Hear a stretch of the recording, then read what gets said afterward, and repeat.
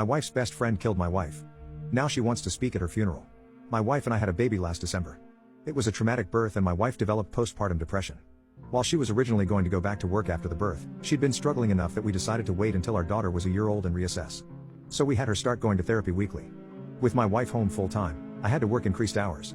This is something we discussed prior to making this decision and she knew this from the start. A few weeks ago, my boss approached me about a project that would require a lot of overtime in a short amount of time. It would both be great financially and for my career. I talked to my wife about it and she agreed that I should say yes to my boss. For the 4 weeks I'd be working on this, my mother-in-law and my wife's best friend, Jessie, would come help out with some of the duties that I typically do. Jessie is a stay-at-home mom with a 4-year-old and a 2-year-old. She began coming over during the day and would watch the kids with my wife. 3 weeks into the project, it became clear that we'd need a few more weeks to get it together. I went home that night and talked to my wife about it. She said she was okay with it, but got very cold in the days after. It wasn't unusual behavior over the past few months, so I didn't think much about it and tried not to take it personally. During the last week of the project, I got home one night and saw that Jessie was still at the house. I didn't think much about it, said hi to her and my wife, and then went to go check on our daughter. Before I could get to her room, I heard Jessie say something along the lines of, "He doesn't even stop to greet you." Definitely a sign. I turned around and asked what it was a sign of.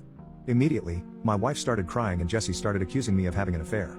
She told me that I must hate my wife because she has PPD and that I am not attracted to her because she gained weight from the pregnancy. Neither of these things were true. I was trying my best to help my wife through her PPD while supporting our family. And I think she looked perfect how she was at that moment. She just didn't want to be physically intimate and I didn't want to push her. Jessie then demanded to see my phone. I told her no. She told me that's a sign that I'm guilty. I told my wife that I would let her see my phone if she wanted to. She nodded and something inside me broke. I guess it was the thought that she actually believed I was having an affair really got to me. And that she didn't trust me after everything we've been through.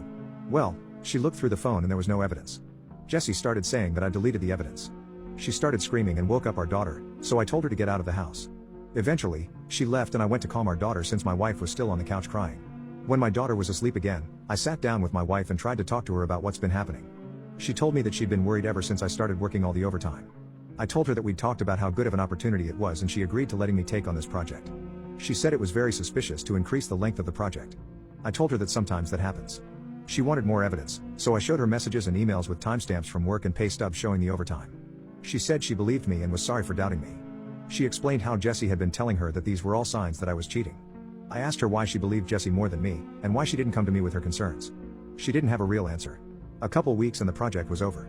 I actually scaled back and was trying to work a little less than I was before the project so I can spend more time with my wife and daughter. But I felt so burnt out trying to do everything and I became resentful because in the back of my mind, I knew that my wife didn't trust me. I tried bringing it up a couple times but my wife would tell me it's not the time and that she's tired or sad. I would try to be mindful of her feelings but I wondered if that meant that I could never have any of my own. So a few days later I approached my wife and told her that I was going to find a therapist. I didn't connect it to her accusations or anything, just said that I was having a tough time and needed therapy. She shrugged and told me to do whatever. Next day, I got home from work and our room and my home office were ripped apart. Things everywhere. Important papers scattered. I don't see her but our daughter's in her room crying. My wife left her alone, her cell phone's off. I call my in-laws and a few friends, but no one's seen her. I'm starting to get worried and I call my mom to see if she can babysit while I go out and look for her. Before my mom can get home, my wife gets back. Jessie's driving. Jessie doesn't come in but my wife does.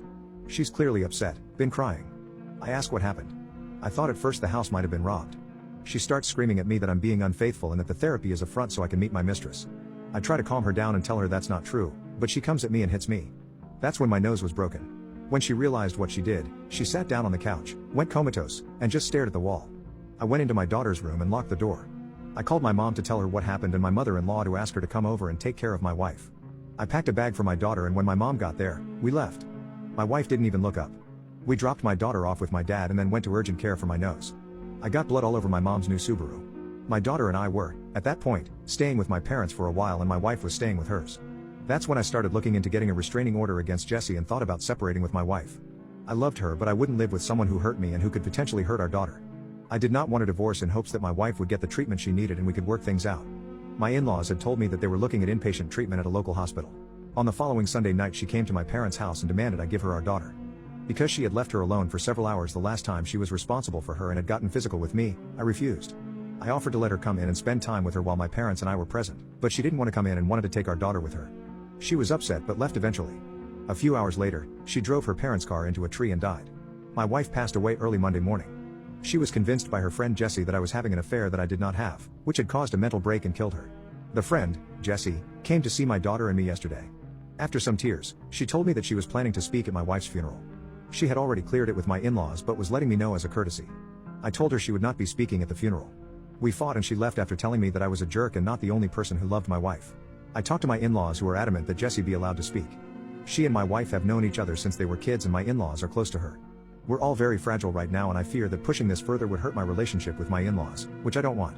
Still, the thought of seeing Jessie up there at my wife's funeral makes me feel sick. I don't think I can stand to listen to her, knowing that she took joy in my wife's deteriorating mental health and picked up my wife, leaving my daughter home alone. That being said, I don't trust myself to make the best decisions right now. My mind's clouded by grief, guilt, and fear. My parents are split on what to do and I don't have the energy to reach out to my friends.